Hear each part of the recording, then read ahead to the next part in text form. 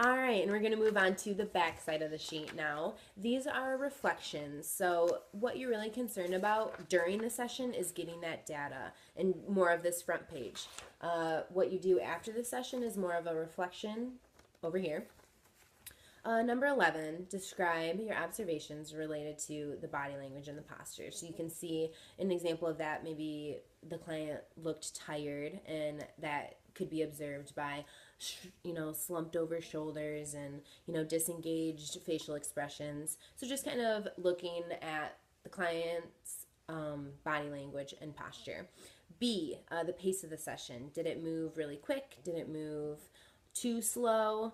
Just pay attention to things like that. C, adaptation to change. So that's, did the client transition from task to task well, or did they need a little break in between? You can see the examples online of what we put.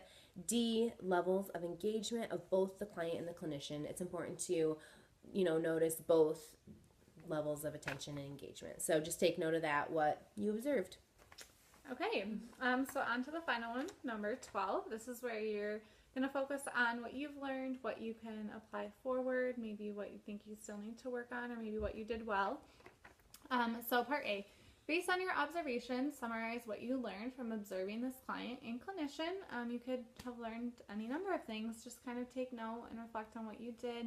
For example, this one that we have online today, I learned that there are many teachable moments throughout a speech session. Next, you're going to do B, reflect on what was difficult or easy for you in this process. In the beginning, a lot of that, like we've already said, is probably going to be that data collection. So you can kind of talk about maybe why that was difficult for you, or maybe why it was a little bit easier this time than it was in the past. For C, describe what you think will carry forward as a student clinician working with your own client. So just kind of took something that you learned or something that you think the clinician did really well and just talk about why you think that was great and why you want to use that in the future. For example, when I am a clinician in the future, I will be sure to end my sessions on a good and positive note. That really makes the child feel good about the progress that they've made and want to come back. For part D, describe what academic skills you use to complete this observation and what you feel you need to learn more about in order to fully understand the therapy process that you observed. So this is where you're going to kind of tie in things that you've learned so far about speech sound disorders in class to what you observed in the session, and then maybe you know that there's an area that you want to learn more about or still have questions on, and you're just going to take note of that.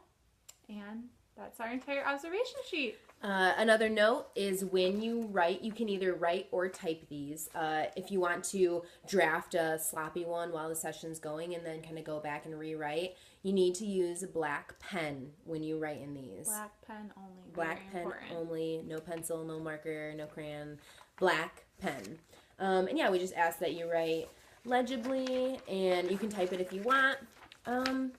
We hope this video helped. If you have any other questions, feel free to email us. Or ask us in class on Tuesday. Right, we'll see you then.